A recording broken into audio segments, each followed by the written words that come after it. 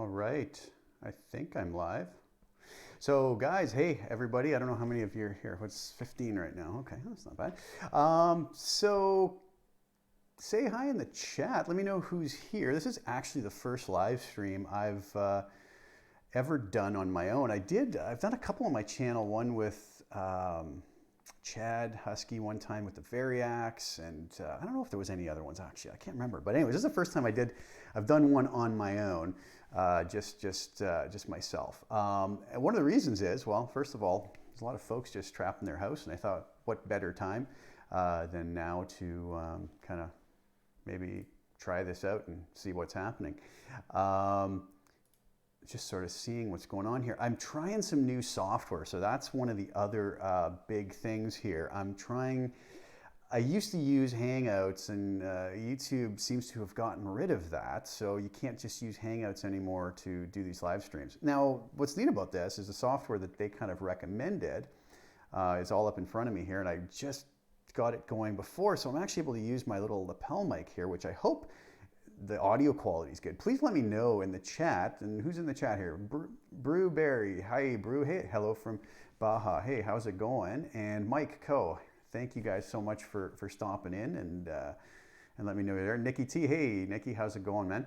And the other neat thing about this is it's going to allow me to play guitar at hopefully good quality. So I don't know. I did a couple tests. Jerry, hey, Jerry, how's it going, man? And Richard, hey, Richard, how's it going? From the UK, so evening time out there, I guess, later in the evening. Alec, how's it going, buddy? So Jerry R says it's good. I hope you're talking about the audio quality. Let me know what the guitar sounds like here, because again, I did a quick test beforehand, and it all sounded pretty good.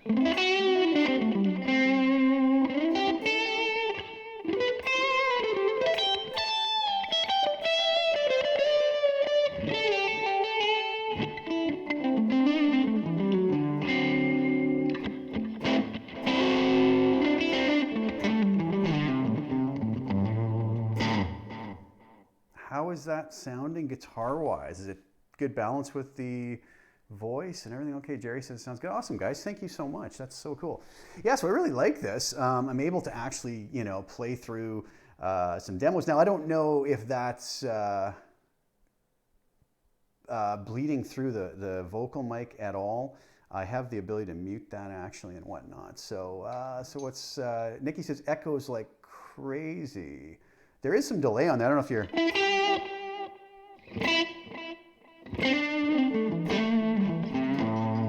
Your preset, yeah. So this preset that I'm using here is from one of my Line 6 Marketplace packs, the vintage preset pack, which I actually have for Helix, but I also just recently released for Stomp as well. So this is the American vintage. So this is like a Fender style amp. I can't remember actually which amp I used here. What is it? The Tweed Blues Norm, yeah, with some delay and whatnot on it. So.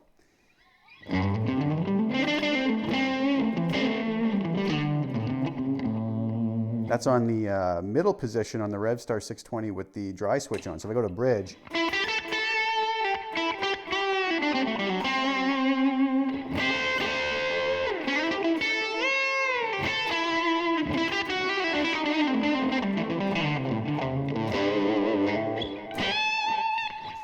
it's working nice. Jason, Shadrach, how's it going, brother? You trapped at home, I guess, too, eh? You need something to do? Man, yeah, I'm doing okay. How's everybody else doing out there? Hopefully everybody's doing okay. What a crazy situation and a crazy time. I mean, who would have thought 2 weeks ago we'd all be in this situation? Totally nuts, man. It's crazy. So who else is here? Mike Co. Hey, Mike. Paulie D. Hey, Paulie, how's it going, buddy? The Craftsman's Path. Awesome. Everything sounds good. Occasional hiccup in the overall audio coming through. Okay, cool. Awesome, man. Yeah, so that's what I said. One of the big things was just wanting to come on and test this out and see how it works. I would love to do some more of these periodically as I have time. I've been shooting some other video just for the channel that I normally just release. I have a few more in the bag. I have a few videos coming up for some new marketplace stuff that I have coming up. Maybe we'll talk a little bit about that. And yeah, some other fun things. My phone is going off like crazy here. Let me put that on silent because you guys don't need to hear that ticking off every 2 seconds. Okay, that's done. Yeah, so some cool stuff coming up. Sort of just keeping... Yeah, Alec, you're in Tuscany, eh? So, man, he must have seen some stuff there. Was it really, really bad down in that region, or, man, crazy stuff that seen on the news? What's going on in Italy? It's really sad, but hopefully that gets under control soon and things get back to normal. Man, that's terrible stuff. But yeah, so I also thought, if this is all working and anybody has any questions, I get a lot of people throw questions at me. I really apologize a lot of times now because I don't have the time to necessarily answer all the YouTube comments, and I feel kind of bad about it. I used to really try and do that and stay on top of it. But it's kind of gotten to the point where it's a little bit out of control. There's so many comments, and I try to like them, or I try to, heart them, or whatever else, but it is really, really, really tough sometimes to answer them all.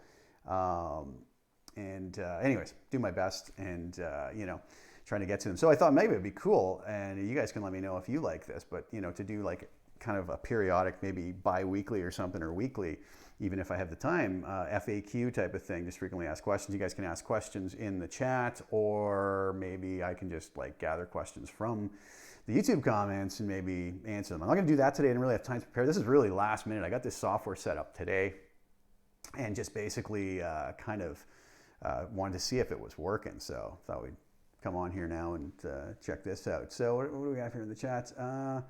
Mike, would love to send you a killer patch and maybe you could demo it. Yeah, you know what? I used to do that a lot. You're welcome to send it on through, Mike. Again, it's a matter of finding the time to get to, but if I can, I'd love to. I'd love to hear it and check it out for sure, man. So Alex says, not here, not so far, past 1,300 cases and 24 deaths, but up north, it's really much worse. Yeah, that's what I had heard. The northern part of Italy was kind of really, really bad. My mother's actually born in Italy, so I don't really have any family left there, but yeah, they had gone back for a trip just this past summer. So yeah, to their my mom's old village. So sad to see that happening. Sad to see it happening everywhere. I mean, it's just hopefully this can get under control and everything get back to some form of normality in the near future.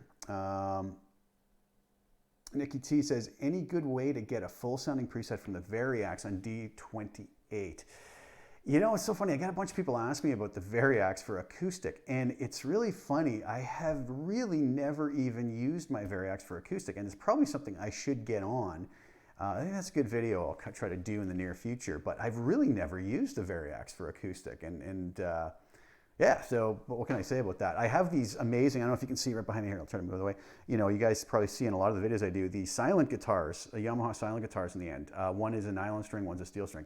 Any acoustic stuff I do, I love those, man. The mic modeling built into them is amazing. You can do like, just direct recording, and it sounds almost like a mic'd guitar in the studio. So that's what I use, but I do have to get on that whole acoustic thing on the Variax. Good, I'll have to keep that in mind, Nikki. Thanks for the question. Any Variax, Jace Anderson says, any Variax standard videos, ordering one. I have Variax JTV 59 over there, and I have an 89F. So yeah, I use those regularly, but I mean, the tones, the settings are all going to be the same, so they should transfer over well. Well, it's kind of very need more guitars. Yeah, I know. I would love to get more guitars, but I do have one coming later this year, something really interesting that I'm not going to say anything about yet, but there'll be some cool stuff coming up if everything works out with that. What software are you using for live stream? So I just went with what YouTube recommended, and it's called OBS. Downloaded for free, had it set up really quick, and hopefully it seems to be working all right, and hopefully it's working good. So it is just called OBS, and like I said, it's one of those one of the ones that one of the encoders, I guess they call it, that YouTube recommends. So yeah, I can vouch for it. I'm kind of new to the whole streaming thing, but this is working good and seems to be doing the trick. So it's called OBS. Lena, hey, Lena, how's it going? Nice to see you. Charles, can you do a Variax acoustic preset? Yeah, well, that's what I was just mentioning a minute ago, right? That sorry, the audio level is low in the stream. Okay, I don't know how much control I have over that. I seem to have everything kind of maxed out here. Again, this is all kind of new to me. There doesn't seem to be like a master output. So sorry about that. I'll try to maybe look into fixing that up for next time. But yeah, the acoustic preset on Variax. Yeah, I really do need to look into that. And I was just saying that's probably a really good topic for an upcoming video. I'll see what I can do with that and try to fix that. Nikki says, I just watched the Great Acoustic Tone with piezo pickups. Pretty good. Thank you. Thank you. That was kind of a fun one. Yeah. I'm not a big fan of piezo pickups, to be honest with you. Like, that's why I love the silent guitars.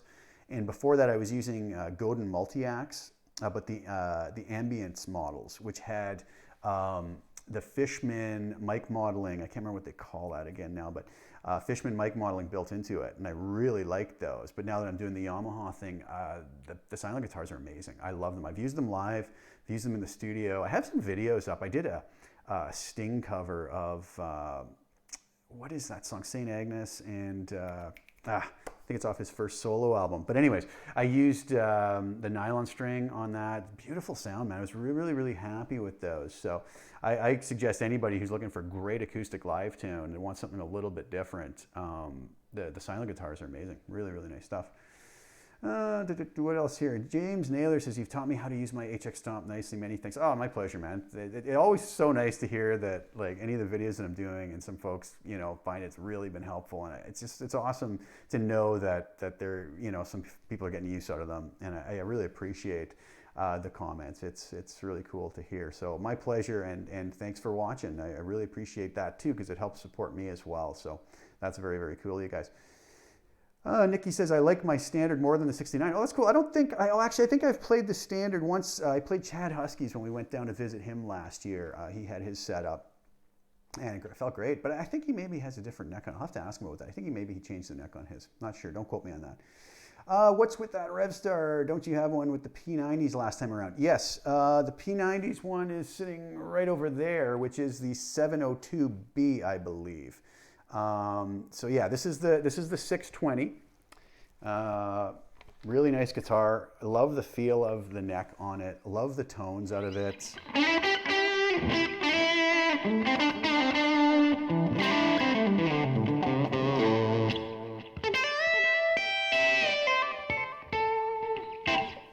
It's a great guitar. It kind of fills all the Les Paul style needs that I have. You know, sometimes I will just go to the Variax and do the whole Les Paul thing, but I really love this guitar.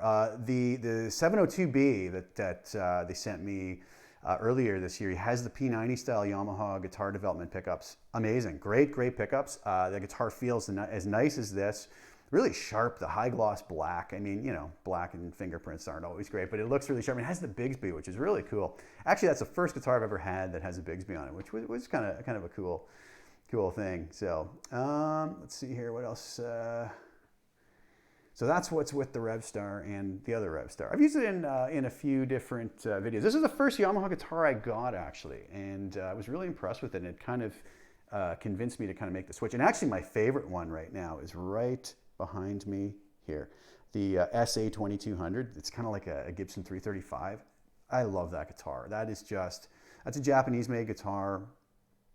I have nothing bad to say about that guitar. It is just my favorite guitar to go to. Obviously, it's not the guitar to play everything on, so I don't always get a chance to use it. You know, I'm not going to play metal on it probably, but you know, it's just such a beautiful sounding guitar and feeling guitar as well. It's great stuff.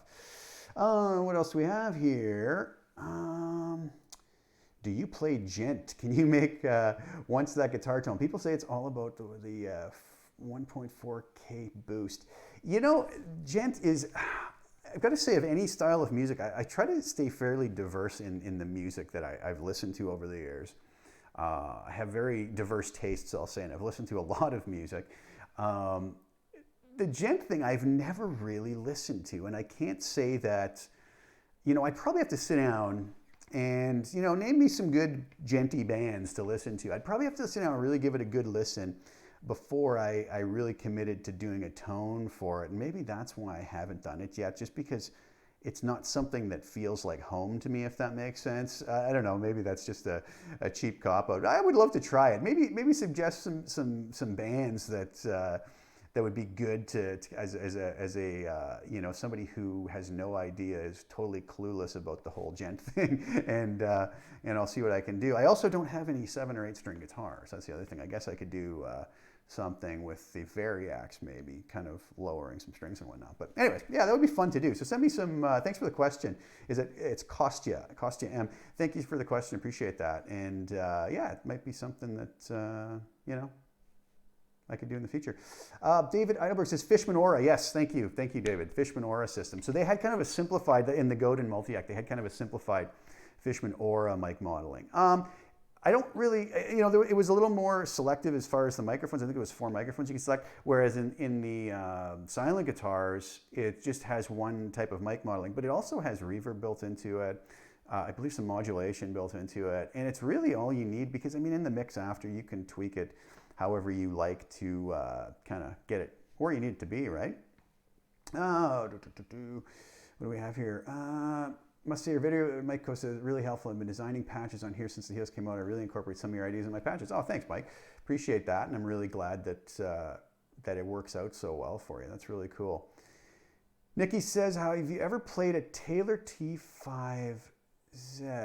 Great acoustic sound. No, I can't say as I have. I believe I know which model that is off the top of my head. If I'm thinking it's the same model. I have not played them, but I do know Taylor makes amazing stuff, so I don't doubt that it would be pretty cool, for sure. Nikki says, also, lots of folks change the necks on the 69. I never liked mine. Oh, there you go. So maybe I am right about Chad having changed the neck on that. I'll have to ask him and see what he says about that. Alex says, nice finish. I think maybe this one, is that what you're talking about? Anyways, yeah, I love this finish too. I think this is the brick burst, if I'm not mistaken. I don't know how clear that comes through, but there's a slight flame to the maple top on it, but it's very subdued, and it's kind of this matte finish. Kind of does show like greasy fingerprints really easy though, but not the end of the world. Do you have any inside info on the next Helix update? That's an awesome question. Unfortunately, I am not at liberty to say, just because for certain work that I do with Line 6, not work, but just, I do help them with certain products by sometimes providing factory presets. That's well known, you know what I mean? I am, signed into NDA with them. I really cannot say what I know about anything. There's certain things that probably could be said.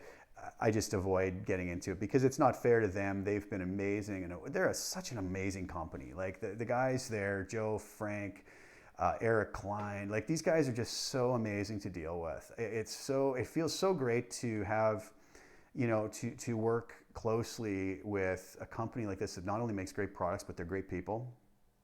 And it's a real blessing. It feels like a blessing every day that I get to do work with their products and with them, and it's just awesome, Matt Ferguson, the A&R guy there, he's just awesome to deal with. Really great folks, and super happy. So unfortunately I can't really say anything, even if I did know. I'm not saying I do, but even if I did, I'm not really at liberty to say anything about that.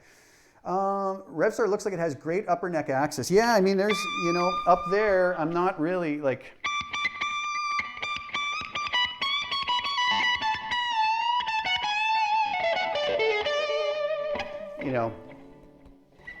Sit up there. I'm up at the 22nd fret. No issues with that. It does really have nice upper neck access for sure. David says every RevStar I picked up was very heavy, unfortunately. Bad neck and back, so I can't have. Yeah.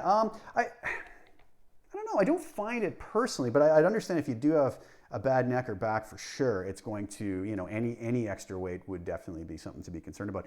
This. That's never something that crossed my mind, but again, that's going to be a personal preference thing, and for some folks, yeah, maybe it would feel that way. But Kostya says, what do you think about input impedance, or how it's always at 1K? It is standard output for guitars. Yeah, I don't really play around with it too much, to be honest with you. I usually set it to the auto impedance setting and leave it. I'm trying to think if there's been any scenarios where I've messed with it.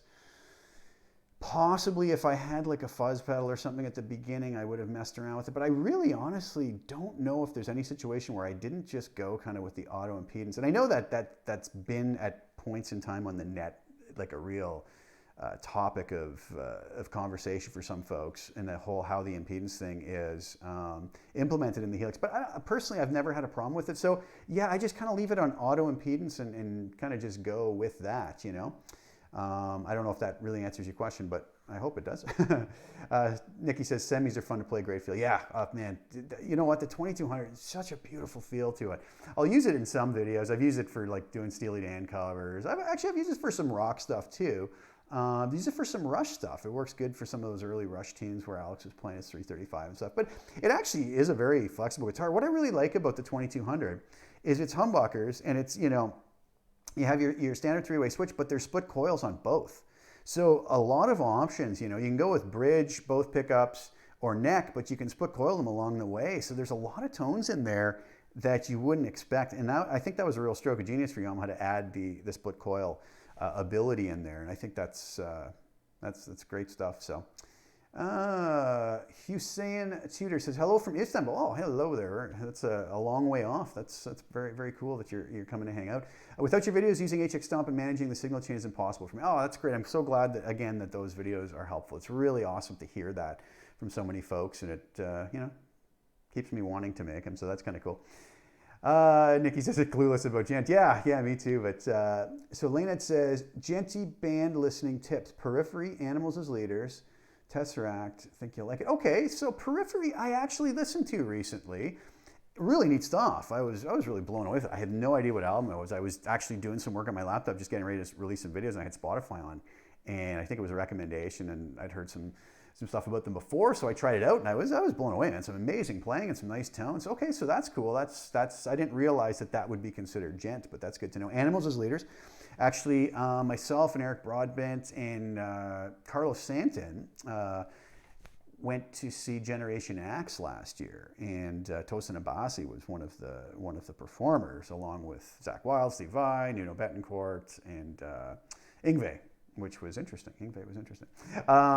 That's all I'll say about that. Yeah, the Tosin Abasi was amazing. It was great. Really good stuff. So, okay, so I seriously where you're going with the Genty thing. So that's it gives me something to work off of. I'll have to look into that. Maybe I'll get to a video about that in the near future. Gent riffs and rhythms are almost same. Few groups are great. Yeah, well, I think a lot of times that's what maybe that's why I've steered clear of it, because a lot of what I thought was a Genty type thing was always like, you know, within the first 3 frets here and just a lot of, you know, these types of rhythms and whatnot. So it's not something that really piqued my interest. But hearing something like Periphery, yeah, like it seemed a little more interesting than just that. There was some cool runs and some cool things going on in there. So right on. Good question a little early about impedance. Yeah, Jerry, I sort of answered that. I hope maybe I just brushed it off, but for the most part, like I was saying, I usually stick to auto impedance. I really haven't had a need to really go beyond that. I guess if I ever do, I'll mess with it more. But for the most part, I stick with the auto impedance setting on the Helix. Nikki says, great team at Line 6. Yeah, absolutely. Just amazing. Peter says, I just discovered the Interstate ZJS. Great patch. I presume it's yours. Yes, so that's interesting. On the Helix and HX Stomp, how this happened is Line 6 approached me about offering to provide some presets for their factory presets for the HX Stomp before it was released, whenever that was, like, I don't know, a year ago or whenever it came out. Kind of time has flown by and I can't keep track of when certain things happened. And so I provide them with some of those. And so all the presets on the HX Stomp with JS after them are my presets. That then moved into adding those in, I believe it was in 2.8 on the Helix. So they're also part of the factory presets on 2.8. And in the upcoming release for Pod Go, I also have, I believe, another 5 or 6 presets that are going to be part of the factory presets on Pod Go, which is really cool. I'm always really happy about that. That when they ask me to do that, they must mean that they somewhat like what I'm doing, and that's always a nice thing. So, so any of the ones with JS, I can't remember which ones are on there now. I think there might be like a Satriani-ish one. the Interstate Z. Oh man, it's a while back, so I'd have to go look and see which ones. But yeah, any of the ones with JS are the ones that are mine.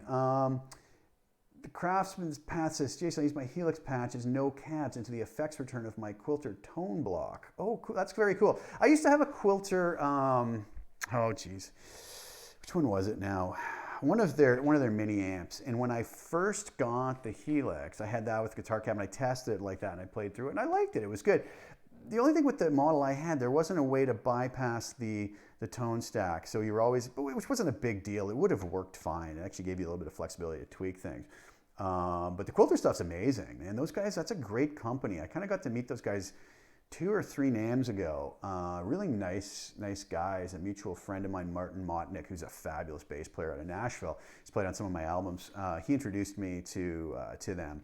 And yeah, great group of guys and some really amazing products. Like those solid state amps are really better than a lot of folks realize. And I think, you know, if word got out about them in a bigger way, they'd probably be used a lot. Not that I'm a big amp guy now, you know, using the Helix and whatnot, but that's really cool. The tone block would probably work really nicely just with no cabs, yeah. Okay, so then the second part to that, 12-inch cab life. Any tips on tweaking patches for best tone in that scenario?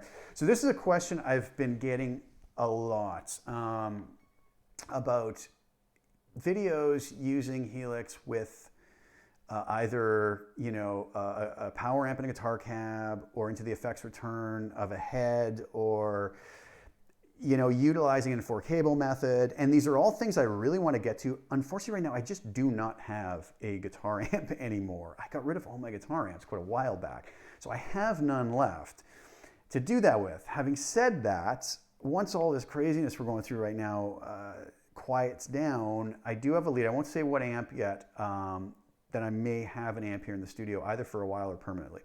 I'll keep you posted on that, and that'll kind of open the doors to allow me to maybe get into that scenario a little bit more. The thing about it is, I mean, if you're getting rid of, you know, the speaker cab, stock cab, or IR in the Helix, that's such a major part of the tone, right? Which is now going to be taken over by just your speaker cabinet in the room.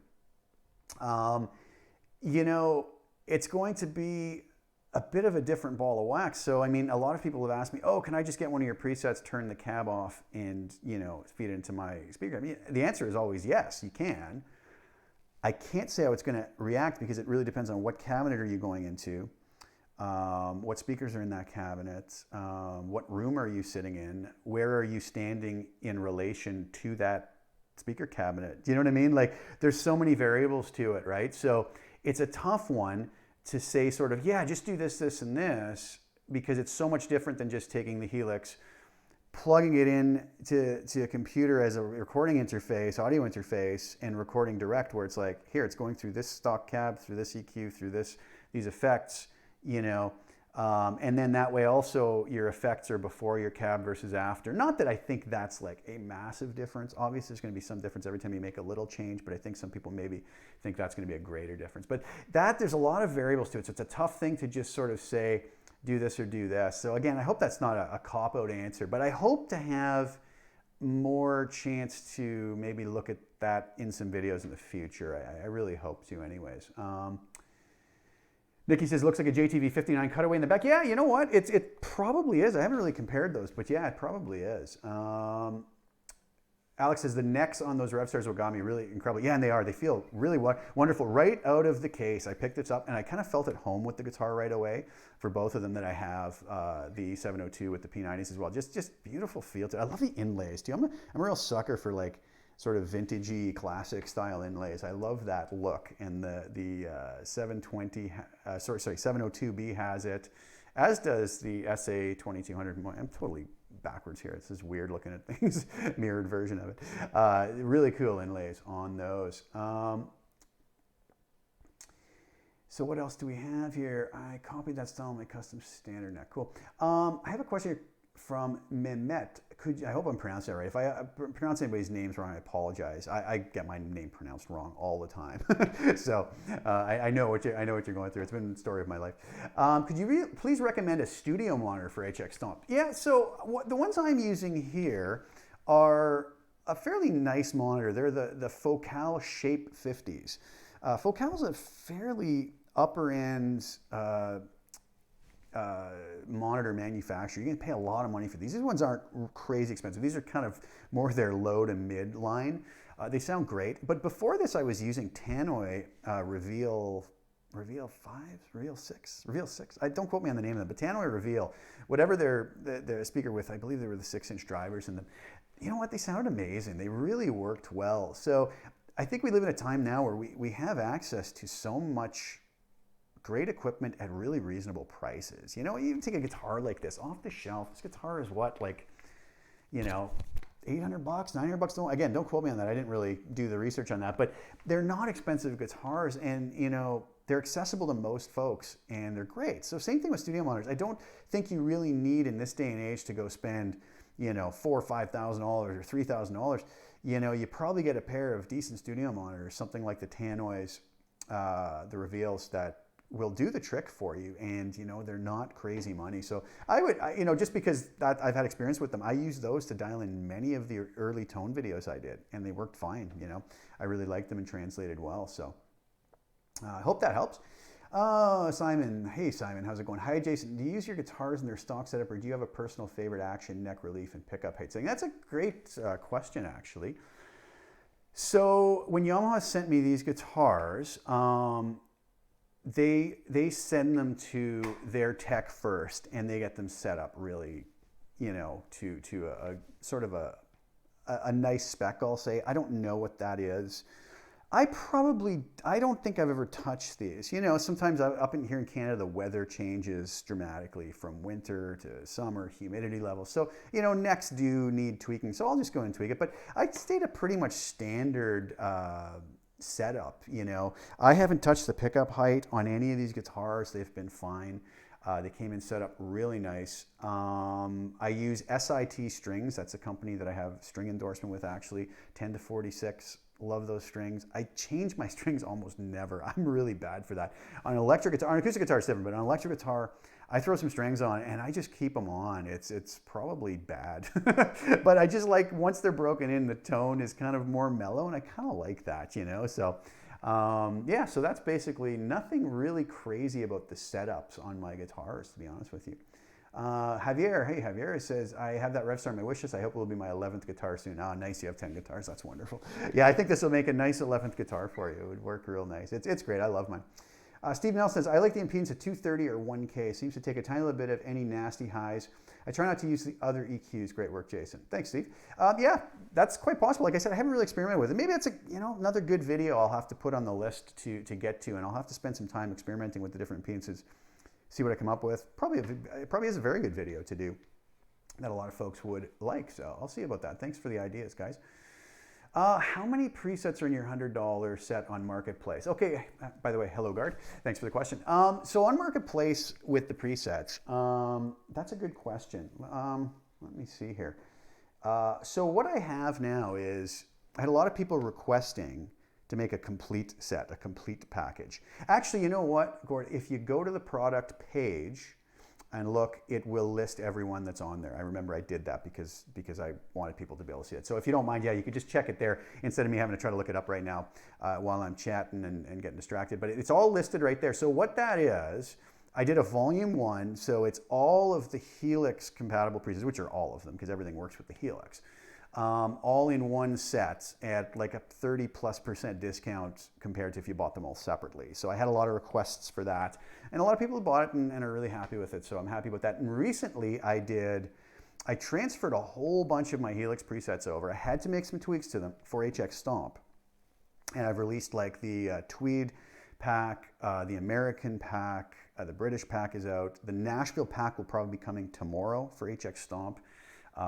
The vintage pack, the boogie pack. So I did a whole bunch of those, and I've put together an HX Stomp complete pack too, which is like, I think $69.95, so you get a whole bunch of presets in that as well. So the only reason I did that is because I had so many requests for it, and they've done fairly well. So I think people wanted them and are happy with them. So yeah, great question. Thanks, Gordon. And yeah, so just check out the product page, and I believe it lists all of them there. If not, go to my website, send me an email, and I will let you know if it's not up there. I'd be happy to do that. Nikki T says Archetype JS. Yeah, that's another one I believe that's on there. That's one of mine. So, hi Jason. Quick question: can you control presets changing and wah with Helix LT and Helix Native? Ooh.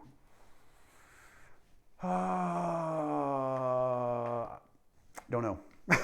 I've never tried that. Is it something that could be done through MIDI? Possibly. Maybe another good topic for video. Let me look into that and see. Yeah, good question. Sorry, I don't want to say yes or no because I don't really know the answer to that. So, any chance when you speak to the guys at line 6, you ask them to add an input-output level meter to the Helix floor rack like you get in Native? Now, I hope I'm not speaking out of turn here. In 2.9, is that maybe something that's coming? I know there was talk of meters in 2.9, but again, please don't quote me on that. So I do agree with you, though. I would love meters. And one thing I would really love is gain reduction meters on the compressors. Would be amazing. So yeah, that's a possibility. It might be coming. Yeah. So Nikki, Mayorish, and Robinish. Oh, yes. Right. Those are some of the ones I added to the Helix. Yeah. Hi, Jason. New subscriber here. Love your channel. Greetings from North Italy. Oh, hey, Robert. Thank you so much for subbing. And I'm really glad you like the channel. And I really hope you're doing okay up there because from what we've seen, North Italy is not doing so well. So I really hope you guys and you and your family are safe and healthy and stay that way until this whole thing passes. So hope for the best. Hussein says, I'm using KRK Rocket 8G3. They're great. Yeah, I long time ago had a set of KRK Rockets. Nothing wrong with those either. I mean, like I said, there's so many great monitors available now that don't have to break the bank, you know? And it's a real... I think a real point of diminishing returns sometimes when you start getting into the super expensive monitors where you go, wow, man. You know, the other thing is if you don't have a perfectly treated room too, you know, that small difference between, let's say, a $2,000 or $3,000 set of monitors versus an $800 set of monitors is probably going to be lost just in the problems that your room is bringing into it, if that makes sense. And the first guy said, my room is horribly treated, you know, it's echoey, and I do got to get around to that. I do have to get around to that at some point, but I'm kind of used to it, and I can still do what I need to do in it. But so a lot of folks who go spend a lot of money on monitors, and then they put them in rooms that aren't treated, so it's like you're not really gaining the full benefit of, you know, what you're paying for, maybe, if that makes sense, in my opinion, anyways. But yeah, the KRK is nothing wrong with that. David Forbes says, hey, Jesse, great seeing you too. Thanks for stopping by. It's awesome. Thanks, David. Nikki says, I've always used solid state. Wish line 6 would put some in. PV special 130. Yeah, I mean, there's nothing wrong with solid state amps, you know. So easy to get great tones. Yeah, for sure. Absolutely. Especially if you want something really clean without breaking up and whatnot. Yeah. Steve Nelson says, where do you set your master output volume? Do you leave your level at 0 dB in the output stage? I have my volume always just cranked up. The output block, though, will change. If I need to, you know, boost the level of a preset, I usually do it there, because if I go use the channel volume in the amp block, this is a good thing to keep in mind, it's not going to affect the tone of the amp because it's just raising or lowering, but it is going to feed more signal into anything after it, any blocks after it. So, you know, most folks know I like to put a compressor at the end for a little subtle glue. If I was on channel volume of, say, 6 and I crank that up to 10, now I'm hitting that compressor more. It's going to compress more and squash more. Maybe that's not what I want, or maybe it is. It depends on the situation, you know. So the one surefire way of raising or lowering your output would be go to the output block, because it's the last block, boost it or lower it there, and then you're not going to affect any of the maybe, you know, subtle things that you've worked so hard in your preset, if that makes sense. So yeah, my output volume usually cranked, and then output block is where I'll kind of raise or lower things. Hopefully that answers that for you. What else do we have? Gord says, how long have you been playing guitar? Any recommendations for guitar learning books? I have been playing guitar since I was 10. I'm 45 now, so 35 years. I started teaching guitar when I was 16, and I did that for about 25 years. I'm no longer really teaching. Learning books, you know, there's so many great resources online. One thing a lot of people don't realize, and sorry for the shameless plug here, but about my channel too, you know, it gets buried in a lot of the Helix content, but if you look through my playlists and just search my videos, I have quite a few guitar lessons up there utilizing a lot of the methods that I came up with when I taught for 20 plus years that I had a lot of great success with. So I would say check that out, but there's a lot of great resources online without having to go sort of the book route, you know.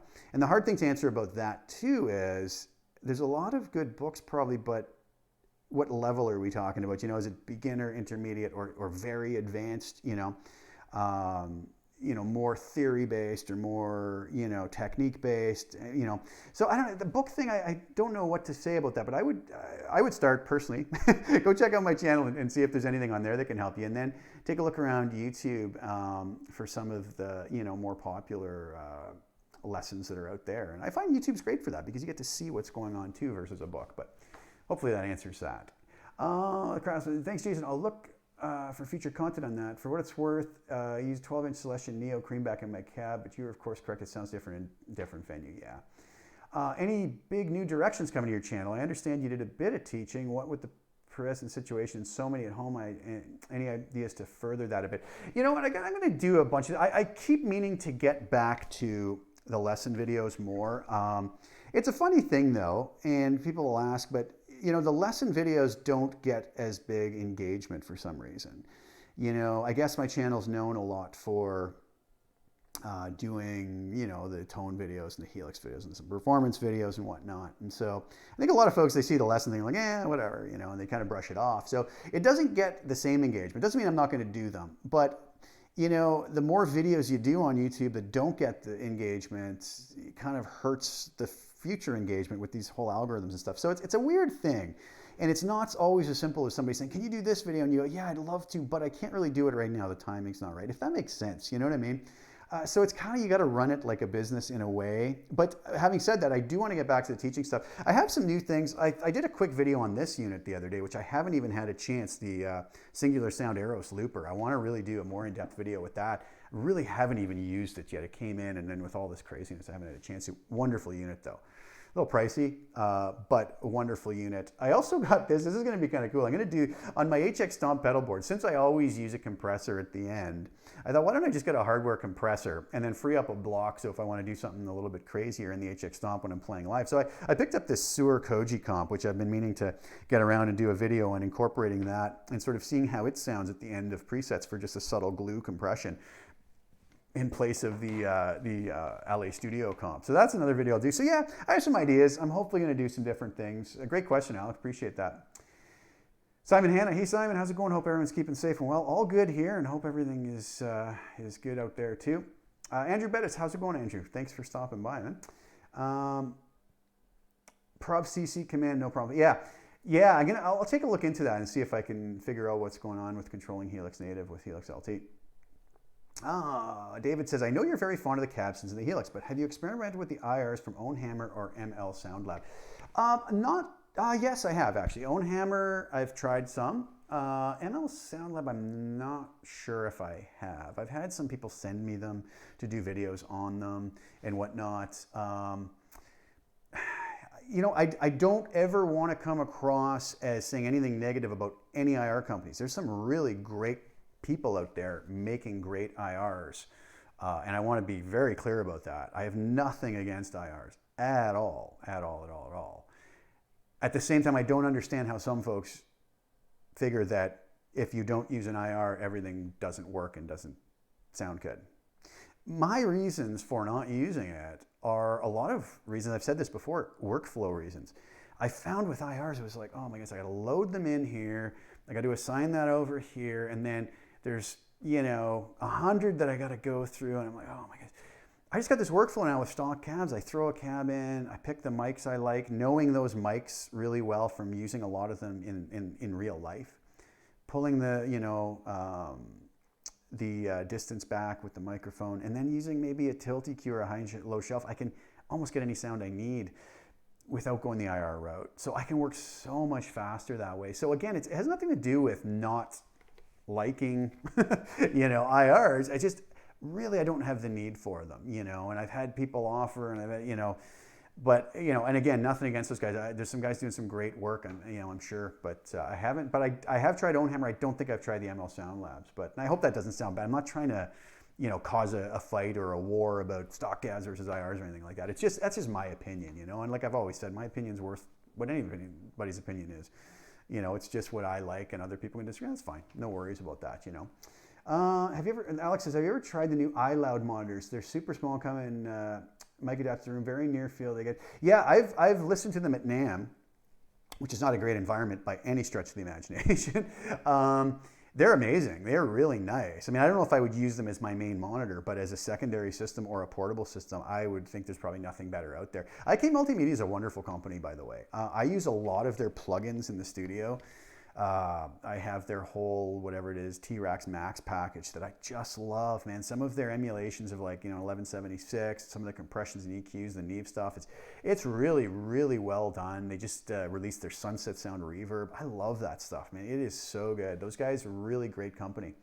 Andrew Bonica. Hey, Andrew, how's it going, brother? Good to see you, man. Thanks for stopping by. Hope everything's well. Hope you're keeping well and keeping safe, man. It's crazy time right now, but Nikki says, output block you mentioned is a good technique. Yeah, I mean, I really think it's the only technique for that purpose. Once you have your sound dialed in and you need to adjust volume, do it there. That's where it's going to work. You know what I mean? So, Nikki T says, traditional guitar methods are terrible. I never use them in my teaching. Yeah, when I taught for many years, same thing for me. I used my own methods. I just came up with ideas of my own that made sense to me, and I had great success with it. So that's what I try to use in my videos, is my stuff, But yeah, a lot of the sort of traditional tech ways that people taught in the past, there was some things in there that not too crazy about. James Coleman says Beato book is fabulous. Yes, I don't have the Beato book, but I have no doubt from what I've seen Rick talk about in it, Rick's a monster, right? I mean, how does it get any better than that? He's such a great guy, and what a wonderful channel. So yeah, go support Rick, buy his Beato book. That would probably be a great book as far as learning your music theory and whatnot, which is going to translate to guitar. Great idea. You know what? I need to order that actually off of him. Johnny Lee, how's it going, brother? Good to see you, buddy. I don't know what time it is. Past your bedtime yet? It's probably, 10, 11 o'clock over there. Hope you're doing well, buddy, and hope you're not going too crazy, stuck in the house and whatnot. Alex says, hey, Johnny. Craig Moran says, your lessons after just a day of watching and practicing have made me a better guitarist. That said, I've been a guitarist for 41 years. Oh, Craig, that's so awesome, man. That's really good to hear. And you know what? I hate to I don't want to toot my horn or anything, but the lessons I've put up, I've really thought out over like 25 years of teaching, and with great success with thousands of students that I taught. When I was teaching, I used to have 70 plus students, full schedule a week, and an overflow waiting list. So I came up with a lot of good things that I had a lot of success with. So I've tried to incorporate that in the videos. And so I really do believe that those videos could help a lot of folks, if it's the particular topic they're looking at. But I have videos about, just proper rhythm playing, videos about lead stuff and understanding your fretboard that I think are pretty comprehensive and I think can help a lot of folks. So go check them out if you have a chance. I appreciate it. And I really appreciate the comment, knowing that's worked so well for you. Andrew says, if you considered making a new channel dedicated to teaching videos, may work better with algorithms for both channels. That's an option too, right? Maybe that is a good idea. That might be good, because like I said, so many folks come over here and expect to kind of just see the Helix stuff, and then I go, hey, here's a cool idea on learning interval shapes, and they're like, what? No need to see that. Show me a Helix tone. You know what I mean? So it's kind of funny, but yeah, maybe that's a good idea. I'll have to look into that, man. Alex says, I'd second that. There you go. Maybe that's a good idea. Jerry says, when you use in-ear, do you have preferences? I've played, I don't know how many gigs, probably not a heck of a lot where I've used in-ears. I've done a couple sideman gigs where I have, and I've sort of used what I had at the time. I've never really owned a proper set of in-ears. I owned some Ultimate Ears 555s for a while and whatnot. I don't do enough stuff that requires them, so I haven't really looked into them. At some point I probably will, but that's a good question, Jerry. So I'm probably not the guy to ask on that. I never want to answer questions I don't really have a good answer to, right? But Alex says, the IR block, especially if linked to a MIDI CC or even snapshots, gives you full access to all IR, so you can easily modify your tones. Uber useful for the HX Stomp, though I agree, cabs when possible, yeah. Yeah, there's lots of possibilities with it. And like I said, I can't say it enough. I got nothing, no beef with anybody who likes IRs. A lot of people seem to have beef with me because I don't. It's weird. It's like, wow, you got to try that. I had one guy on the gear page like 2 years ago just wouldn't stomp about you need to use IRs and it's because you haven't used the right ones and you don't know what you're meant. And he just wouldn't. So he got belligerent. I just it was funny. As you know, that happens on the internet, right? Yeah, of course. Nikki T says, Rick Beato is great. I'd love to get his new air training course. Yeah, everything Rick does, I would probably be willing to say sight unseen it's going to be pretty darn good. Rick's just a monster, and man, I love that channel. It's so good. So much great content on it as well, Peter Lindstrom says, when you test the Aeros Looper, please explore using it without a click or free. I'm very curious. Okay, that's really cool. I'm glad you brought that up. So in my quick, I just haven't had the time to sit with it. Maybe this week, which sounds silly because we're all stuck in the house, right? But there's been so many other things going on. It's got a really great touchscreen on it, and it's got a grid that goes by. And I believe you can set the time signature, you can set the tempo, there's a tap tempo, and it's got a flashing kind of metronome click on it, which I found absolutely amazingly useful. When I'm looking at it, and I mean, really, if you think about it, if you were playing a little loop or something,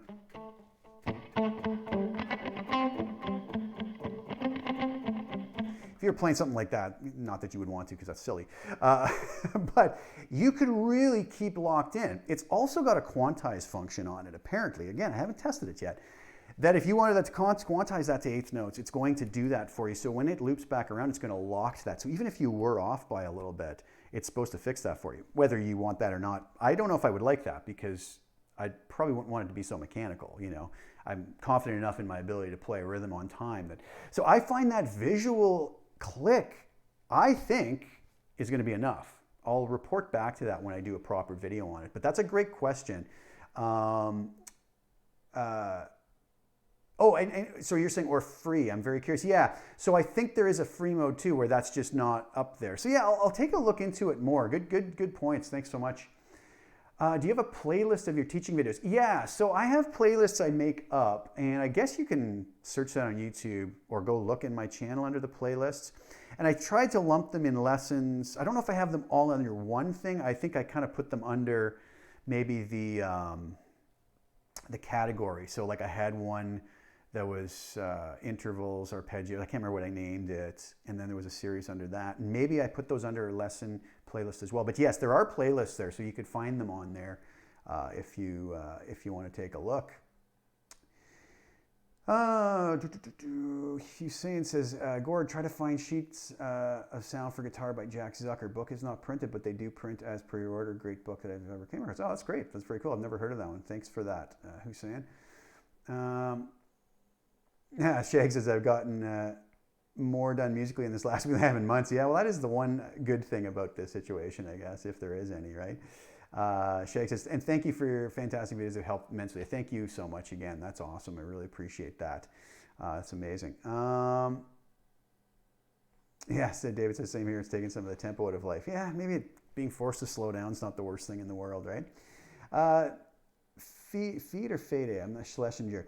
How's it going? Hi, Jason. Here's a stupid question. No, there's no stupid questions. I see you're using your guitar strap quite short. Is it set like that for sitting or same length when playing standing up? So standing up, I use it the same length. Whoop, there goes my cord. But yeah, that's where I play it. I know I probably look like a complete nerd with that. Let me just get the cord here if I have to noodle some more notes. I'm using it. The reason I have a strap on, because you guys probably have seen me in most videos not using it. I'm actually using a completely different chair. It's one of those kneeling chairs.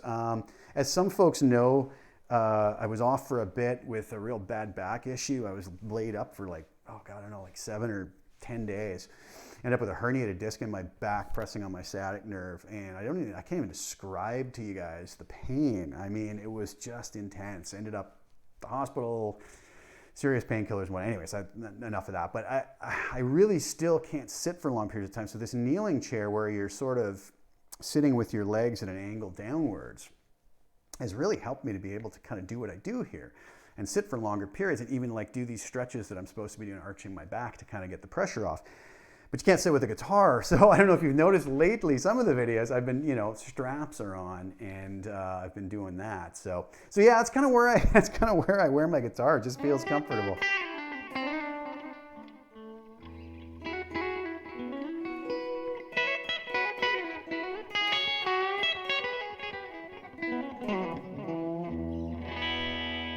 Feels nice there, and it feels kind of like I'm sitting, I guess. So yeah, go ahead and you can insult me and call me geeky and nerdy for it. I have no problem with that. So, but that's a good question. Where am I here? Losing track on the... Craig Moore says, my big issue is with fast picking between my right hand, left hand. A video on precision and exercising and perfecting this precision would be much appreciated. That's really a good thing to bring up, actually, I think. When I was, the weirdest thing, and this is a story that I've told before, but when I was 10 years old, there was an issue guitar player. I believe it was the February 1986 or 1985 issue of Guitar Player magazine. Al Di Meola was on the cover. Remember, we used to get those black flexi discs, or whatever we called them. And Al Di Meola was on there. He had just released his Electric Rendezvous album. And so one side of this flexi disc was him showing some examples of, like, I believe it was the Electric Rendezvous title track, but it was also just him talking about picking exercises. And as a 10-year-old, I sat there, I don't know how many times I played that flexi disc, working with Al Di Meola to get this picking going. It just, I don't know why as a 10-year-old that fascinated me so much. But believe it or not, it was just simple exercises with a metronome that where he was started off doing like,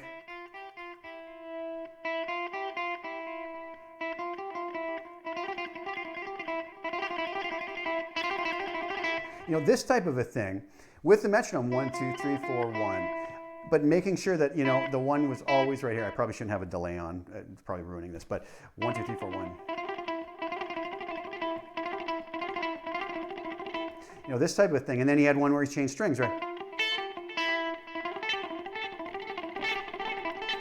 This type of thing, 1, 2, 3, 1, 2, 3, 1, 1, 2, 3, 1, 2, 3, 1, and he had all these exercises, and believe it or not, just sitting there with a very simple exercise that takes your mind away from what this has to do, right? A simple like 1, 2, 4 as far as fingers go.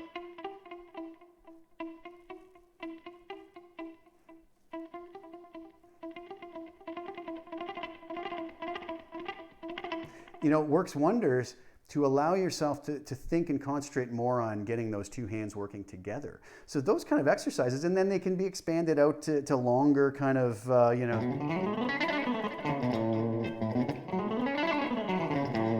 these types of things, right? I'm not warmed up at all. So. Where you start off, 1, 2, 3.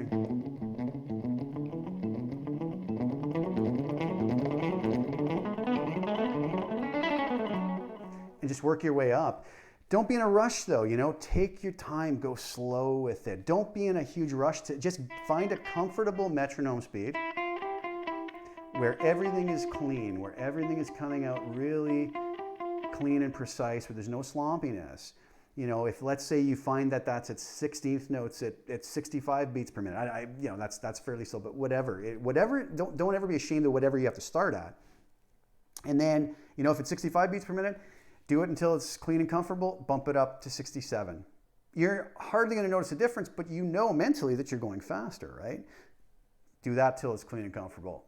Move to 70, again. Before you know it, you look back and you're going, holy, I was at 65, I'm at 90 now, right? And because these small incremental moves don't feel like much, but they all add up in the end. So I don't know, hopefully that's a good thing. That's how I built my speed when I was like, 11 years old, 10, 11 years old. I did a lot of that. So hopefully that helps you a little bit. Shag says the older we get, the shorter the strap we get. Yeah, I think it's because we don't care what people think anymore. They can call you a geek and a loser or whatever, and you just kind of go, yeah, whatever, I've been called worse, so it's okay. I had one of those, Situation Man says, I had one of those kneeling chairs that my knees started to get sore. I was worried about that. So far, so good, but I'm also trying not to sit for 4 hours at a time or whatever. I think that's what caused my problem in the first place. It was a lot of sitting, and probably, as you sit longer, you start not thinking so much about posture, you're in bad positions, and you get up and, over time, video editing and all this stuff, I think it ended up kind of messing me up a little bit with that. But yeah, the knees have been okay so far, but I could see how that could be an issue for sure. Alex says he's got one of those chairs. Yeah, awesome. Yeah, I'm really happy with it. So Craig says, I remember the flexi disc. Yeah, it's funny thing is too, I'd lost all my flexi discs. They got, at some point, I mean, this is 35 years ago. I actually on Discogs found somebody selling that flexi disc for like $4 or something like that, and I ordered it just for nostalgia's sake. It's sitting in with my vinyl. It's pretty fun to know I have it, because I still have that issue. That was my first issue of Guitar Player magazine, and it turned me into a huge Al Di Meola fan. So it was kind of a pretty pivotal moment in my early years as a guitar player. So. Andrew Bonnick says, I think you need one of those chairs. Check it out for sure. I ordered it off Amazon. It was like, I don't know, maybe $100 Canadian. So that's what, like $4 US, I think, at this point. So that'd be cheap for you guys. Alex says, this is not warmed up, damn it. No, you know what? Honestly, my hands are freezing right now. I can't even barely play. So yeah. Nikki T says, important what you said about starting slow, no mistakes, better consistent progress. Yeah, it's a really funny thing. That starting slow thing is super, super, super important as far as I'm concerned. Everybody's in such a rush a lot of times, but there is a point where you got to finally say, though, okay, let's go for it. So it's a weird thing. Like, you really want to make sure that whatever exercise it is you're doing,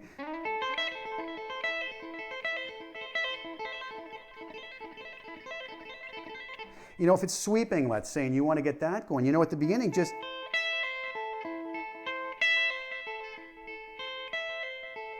I don't know if you can see the picking hand there, but whatever that speed is, if it has to be to make sure that, the pick is doing what it has to and it's coordinated,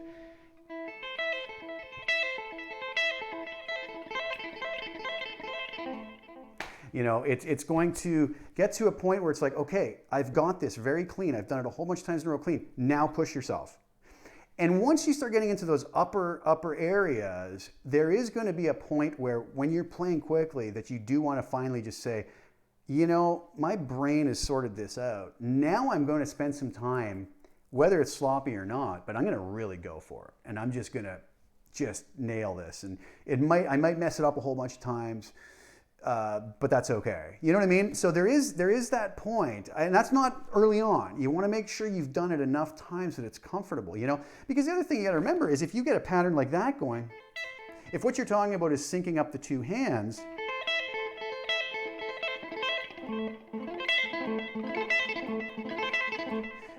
once you get that going, other shapes and patterns are going to be easy too.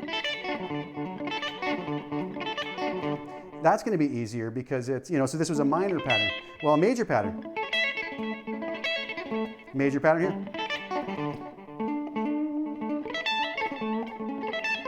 is going to be easier. Or a minor is going to be easier there as well, right?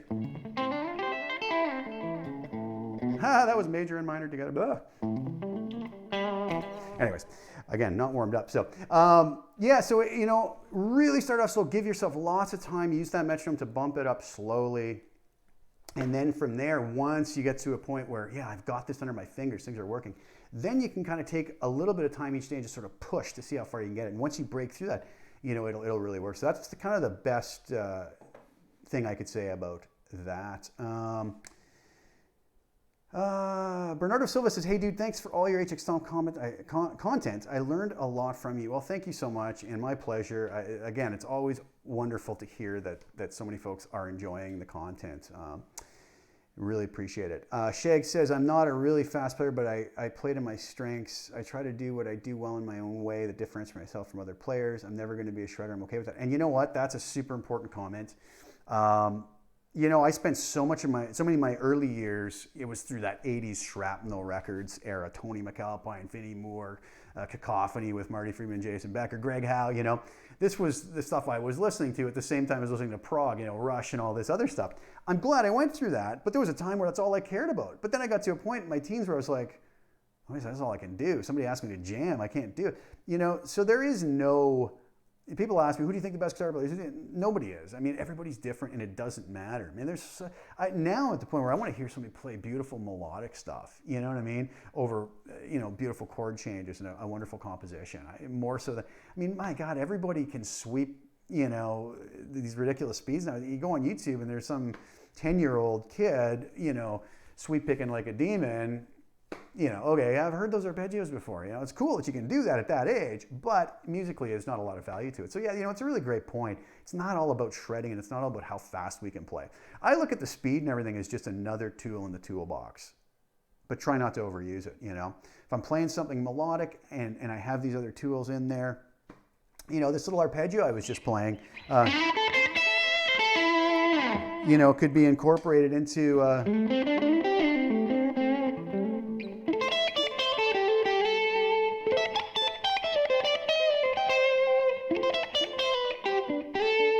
I used this arpeggio pattern to this, a little G major to an A minor.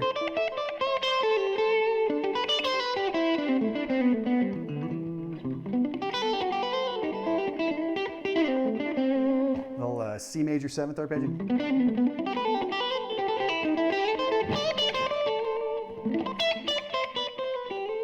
So little bursts of it, little things sort of in between other melodic phrases is a wonderful way to use that. So, if I hadn't practiced, all of that stuff so much, maybe I wouldn't be able to throw it in a melodic way now, if that makes sense. So, yeah, it's really not about, look at how fast I can do this, but they're all tools in the toolkit. So I always tell everybody, it's good to get to the point where you have the technique to use, but then use it as a seasoning, not so much as the main, course, right? If that makes sense. So, yeah, but great point, yeah. Where were we? Yeah, okay with that. So, Gary Davlin says, I try to mix slow playing with playing beyond my means and then backing off. Yeah, absolutely. A great way to, eventually those things you're trying beyond your means become within your means, right? And then it's another tool in your toolkit to be able to throw there when you need it. So that's awesome. That's a great point, yeah. Craig Moore says, Shag Mangum, I like the way you think. Absolutely. James Coleman says, have you ever tried to tackle a new Petrucci tone from the last album with the Helix? No. I've messed with some Petrucci stuff. I don't know if I've ever actually tried to get his tone. I know I used a Rhodomania excerpt from that, one of the solos and some of the rhythm stuff, as a performance video for my Boogie preset pack for the Helix on the Marketplace.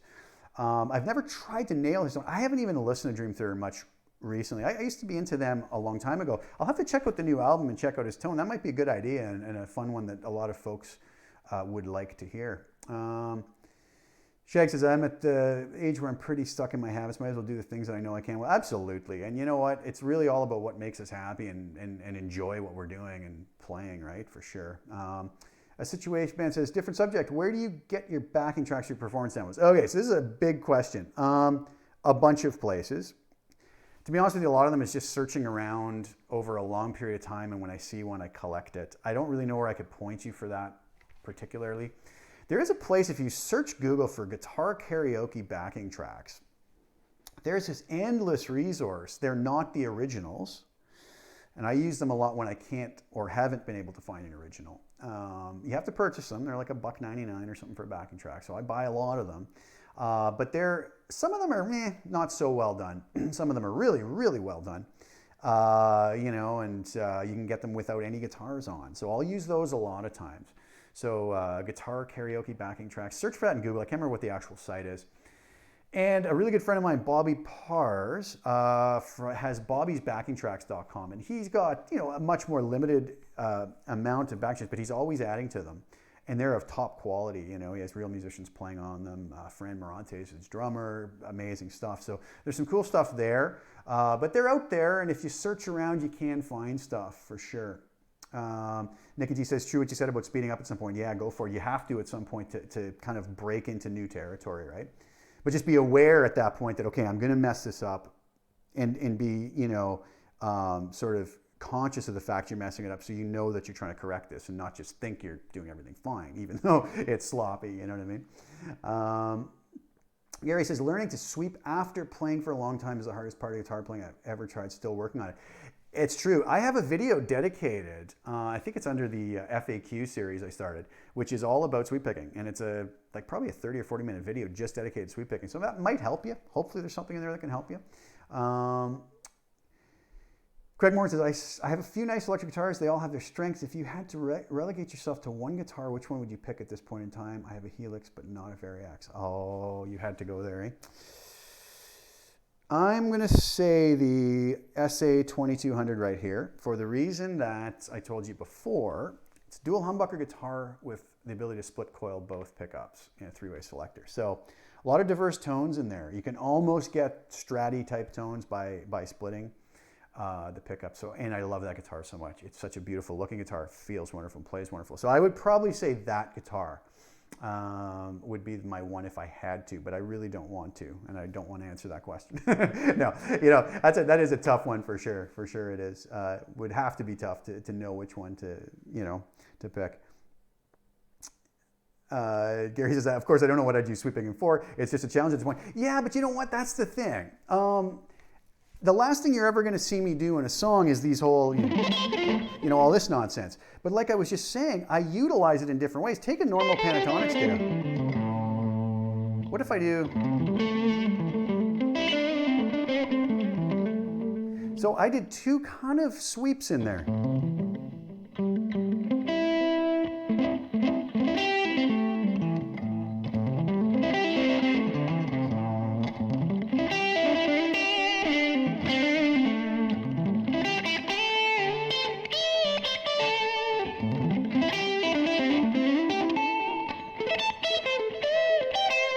So they're not maybe obvious sweeps, but just basic pentatonic stuff.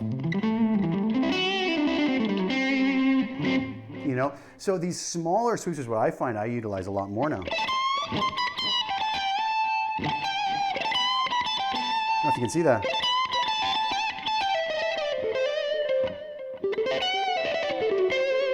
So these little sweeps are kind of where I'm glad I did the work on the sweep picking before, to be able to throw those little kind of bursts in there that I find are really cool. So hopefully that's something that you can throw it in there for. Shag Magam, exactly. I'm definitely into challenging myself with styles that may be uncomfortable. Yeah, for sure. That's what it's all about.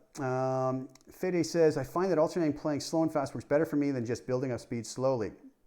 Some movements work fine slowly, but are not efficient enough, so I prefer this feedback early on. Yeah, that's true. I think there's still an important stage, though, to always try something very slow just to get the mechanics of it and get our brain firing the right way, telling our hands what to do, and just getting that sort of muscle memory going. So, but I do agree with you that a lot of times, there are things where it's maybe just better to go for it. But a lot of times people who do that can already play a little bit. So yeah. Yeah, Alex says Variax all the way, man. Desert Island guitar. Yeah, really, honestly, the Variax would be amazing if you had to choose, because you've got all those different sounds in it right there and then. So cool, Gary. I'll check out the video. Yeah, let me know if it helps, man. I hope it does. Simon Hanna says you can get very close to Petrucci tones with the Mark IV model with a screamer in front. I gigged a real Mark IV for a decade, and I swear my Halo tones are better. Yeah, I don't doubt that at all. And yeah, that would make sense. You can probably get something real close to what he has going there. So thank you, sir. Germany is listening. Oh, that's awesome. That's nice to hear somebody from so far away. Very, very cool. Thank you guys for stopping in. That seems to be the end of the chat. I'm getting a little sore sitting. I hope you guys don't mind if I log off for now. I really appreciate you guys all stopping by. That was really cool. A lot of fun. Thank you so much. And I really enjoyed being able to answer a bunch of questions of everybody. Let me know if this is something you guys would like me to do regularly. I wouldn't mind doing this. It's a lot less work than editing videos together and whatnot. So it'd be nice to do this once a week or once every couple of weeks, if possible, if you guys would be into it. And let me know. It would be fun to do. And maybe I will do even, like I said, gather some of the questions from YouTube that I don't have a chance to answer, and maybe make that a bit of a topic, as well as some of the live questions and whatnot too. That'd be fun. This was good. So maybe we'll do it again soon. And for now, guys, please check out my other content. All the stuff where you guys watch the content and check it out and click the like and, you know, heart buttons and subscribe to the channel, all helps me out to be able to keep doing this stuff. So I really appreciate it. The other thing is, if any of you do, you know, I have tons of free stuff up on Custom Tone, but I also have some paid stuff up on Marketplace if anybody's interested. There's no obligation to it, obviously, but it is something that helps me to, you know, to keep this whole thing going. And I really do appreciate all of the support that you guys have given. And even some of the naysayers. It's fun. It's fun sometimes to do these even response videos to some of these people who are just hilarious to deal with. So anyways, thanks so much, guys. I see everybody saying bye. And thank you guys for tuning in. Totally my pleasure to be able to hang for a bit today with you. That was a blast, and I really appreciate it. Thank you guys so much. And I'm going to log off now. Take care, and we'll talk real soon. Ciao.